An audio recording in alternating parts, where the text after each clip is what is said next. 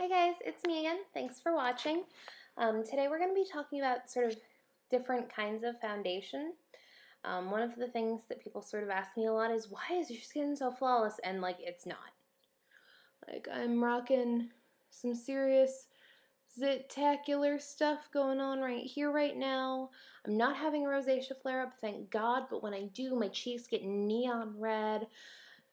I've got wrinkles, I've got pores. Like, I'm not the one if you want to know about like how to have perfect skin. I am totally the one to talk about different kinds of foundation and what they're going to do for your skin though. So let's do that. Now I have already washed and moisturized my face because like we talked about in my prep and breakdown video, like you don't want to start putting makeup on until you're washed and moisturized. I have not primed my face, so I'm going to go ahead and do that right now. And for this one, I'm just going to put the same primer on all the parts of my face because I'm going to be using different products all over and I want you to see them sort of compared to each other.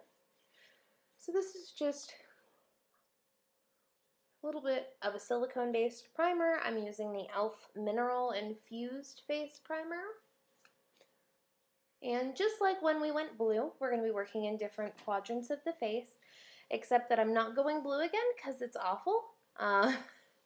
And because I don't actually have a whole bunch of different formulas of blue, what I have are a bunch of different formulas that are somewhat approximating my skin color. And we are going to go in terms of the most lightweight first, all the way down to the thickest first. So the ones we're going to discuss today are a cushion, and this is the Maybelline Dream Lumi cushion. Unfortunately, the sticker did come off, which is a very thin liquid that is just in a sponge, and you pull the product up and it's very, very thin. The next one up is going to be a standard liquid foundation, and this is the e.l.f. Flawless Finish Foundation. This is the foundation I wear most days. I find that it's got a good medium amount of coverage. And then the third is going to be the super thick knockoff dermacol I accidentally bought because it's like really hard to make sure you're buying actual dermacol. This stuff is so thick though. Unfortunately, I don't really have a stick foundation to show you, but that would be even thicker still. So we're going to start with the lightest, and we're going to sort of talk about the things that I like about this kind of a product with this sort of a thickness compared to the other two. So I'm going to take off the sponge. I don't usually use this too much. I put on almost all of my foundation with a brush, and if you want to know why, you can look over to my blue video where I sort of show you the different applications and what they look like. The brush one is, in my opinion, the highest coverage with the least amount of like streaks and stuff, so big fan. So I'm just going to tap my brush, and I do have a few of these brushes down here. So it'll totally look like I'm using the same brush over and over and over again, but I'm not. And you literally just like push it into the cushion until the product gets absorbed. And for this one, I think I'm going to start on my forehead. And I'm just going to work in my usual stippling motions.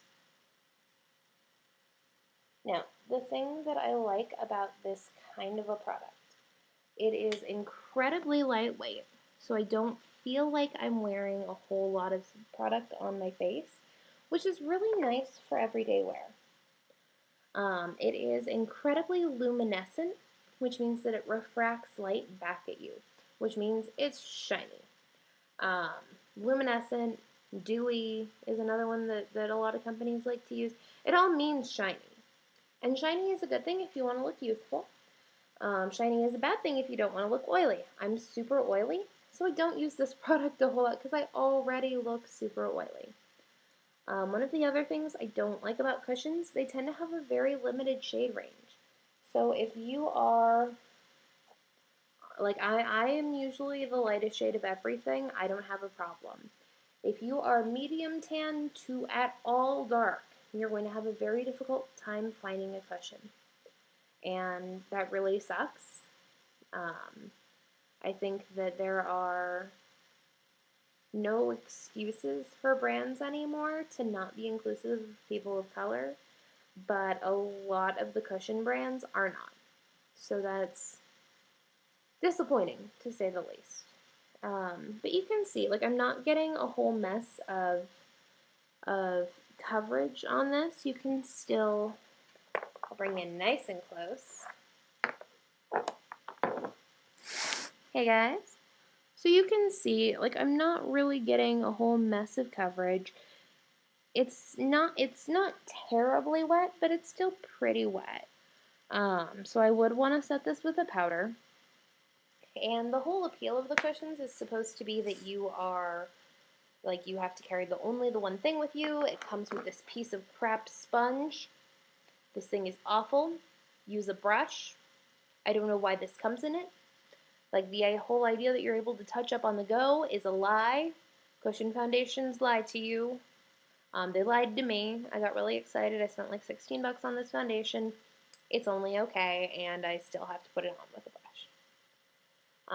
But it is super luminous, so if you are dry, and I mean dry, like if you don't really get oily throughout the day, you might absolutely like a cushion foundation. It's going to go on super thin. It's not going to like weigh your already dry skin down with any mattifying stuff, and it's going to make it look shiny, which makes it look more wet and more moist. So maybe that's what you want. Personally, I'm not a huge fan. The next one I'm going to use is a regular old liquid foundation, if I can get some out of here. And this is just the e.l.f. Flawless Finish. Yay! In, I think it's called Natural now, but it's Porcelain is the old color name. And it's actually a pretty decent match for my skin tone. I am very light, so I do have some trouble finding my tone sometime, but I do really like this product. And all I'm doing, just grabbed a new brush. I'm just going to tap it in. I like to use my wrist for this, but a mirror is actually something I've been seeing a lot of people using with a great amount of success. And I'm just going to work in my stippling motions, and I'm going to talk to you a little bit about this product. So the first thing that I really love about this foundation is the cost. I think the whole bottle cost me $6, and I don't wear foundation every day, so that is a very reasonable price. It's also very, like, medium in terms of coverage. So I'm going to scoot up real close to you again, and you can kind of see, like, I've got some grossness in this area. I can just cover that right up. And I'm not going to get a full, complete coverage, but I am going to get enough that it's going to look relatively smooth and flawless when I'm done. Once I go in with a liquid foundation to stipple it, I do tend to go over that with just a light buffing motion, just to ensure that it's going to smooth out a little bit over like my little freckles and stuff, because I like being able to see those. If you don't, you can go ahead and just stick to that stippling motion though. Now, pros and cons of the liquid foundation. A big con for me is they're super, super, super wet. So I might be going over this with one or more layers of translucent powder, just to try and get that to cover. Another thing that I don't really like about liquid foundations is that they're sort of a pain to travel with. A lot of the containers, like this one, is glass. Like, I don't really like carrying glass with me. I have definitely been keeping this in my purse without a problem. But I'm just not a huge fan of glass containers for makeup because they're so breakable. Now, in terms of pros, liquid foundation is typically the one with the greatest range in coverage. So you can get stuff that's super high coverage that's liquid. You can get stuff that's super low coverage that's liquid. And it's also usually going to be the one that has the most of a shade range between everything. Now, I like a good medium because I still want to be able to see my freckles and a little bit of my natural skin color peeking through. I think it makes me look more healthy. But you can definitely find liquids that are super opaque and super pigmented, and you aren't going to see anything through. So the versatility is really a good reason to get a liquid. The big reason I like this liquid, the e.l.f. Flawless Finish, yeah, Flawless Finish, is that it's super cheap, it doesn't break my skin out, and it is one of the few ones where I found a color that is close to my skin tone without being too pink. So those are the things that I like about mine, but you can definitely try out different foundations to see what you like. Now this is also a satin matte finish, and what a satin finish is when it's not completely matte. It's definitely not as bright and shiny as our forehead is. So my forehead, super shiny. This is sort of in between. I'm still going to have to set this with like all of the powder, which will make it more matte, but it's got a good, like, I'm a human being finish to it. And the last one we're going to talk about is my rip-off dermacol. Please don't buy rip-off makeup. This was an accident. I literally kept it around to do this video. I do not suggest you use this product because when you buy rip-off products, you have no idea what's in them, and like whenever they do tests, they always come back and they're like, yeah, this rip-off makeup has like horse urine and stuff in it, and it's like, I don't want to put that on my face, so now I'm totally going to put that on my face just to show you guys, and then I'm going to run and I'm going to take it off and be horrified. So a cream makeup is incredibly thick. Like you can see, I'm getting super, super, super opaque coverage with this, and the real dermacol is touted as like the world's most full coverage foundation, so at least they got that right. That said, this stuff smells frigging disgusting. Like, I cannot wait to throw this tube away as soon as this video is done. So creams are basically liquids, but much, much, much thicker. So they're going to behave fairly similarly to a liquid foundation in terms of how you put them on, with the exception of it's going to be way, way harder to blend them out. Now this one obviously is not my shade. It is too light for me, but it will oxidize. And what that means is some foundations start off one color, and then they chemically interact with oxygen in the air, the oil in your skin, or any number of different things, and they become a different color. So this will do that. One of the benefits of cream foundation as opposed to liquid is you are typically going to get more coverage.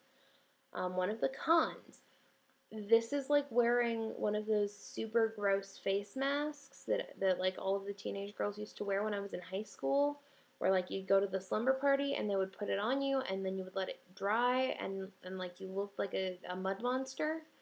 This feels like that because it's so thick.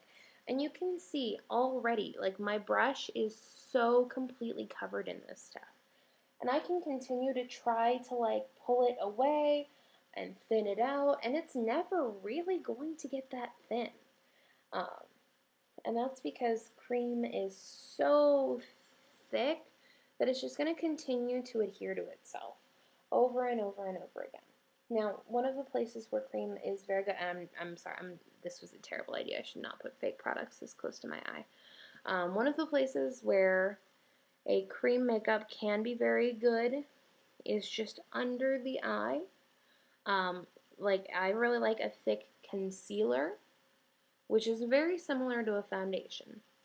The sort of difference being that a concealer is going to be just in spots, so it's a little okay for it to be thicker. Whereas this, like I wouldn't want to wear this all day. Like I could smack myself in the face and like it would feel sticky. Like, ugh, hate that. It's disgusting. And look at how much product I got on my frigging hand. Like I'm gonna have to set this and set this and set this. Like there's never going to come a time when my skin does not feel disgusting because of this. So I'm not a huge fan of the thick creams unless you want full coverage. I'm talking like I want to look like I'm wearing a mask. I'm talking like I need to do skin that is actually white, like not white, but like white, um, then sure, use a cream product, set it with like all of the face powder, and you'll be fine. But you are not going to be comfortable. It is going to be more prone to creasing. Overall, for most people, I would suggest hitting with a liquid. Um, if you are looking for a more sheer coverage, go with a cushion. But really, only use a cream product when you have to because this is not comfortable. It is going to be more prone to breaking out my skin. And this isn't just because this is my super miserable knockoff either. You want your skin to be able to breathe a little bit through your makeup, and there is no way. Like, this is wearing liquid Band-Aid over this stuff. It can't breathe. So those are sort of the three main different kinds of foundation. If you have any questions about a specific brand, about comparing different things, if you have ideas for another video, if you have any questions about anything at all, please feel free to post them in the comment section below. And as always, all the products I used, with the exception of the fake dermacol, because I do not promote buying knockoff products, but the other two will absolutely be down in the description box, which is right here. So thanks so much for watching and happy makeup. Bye!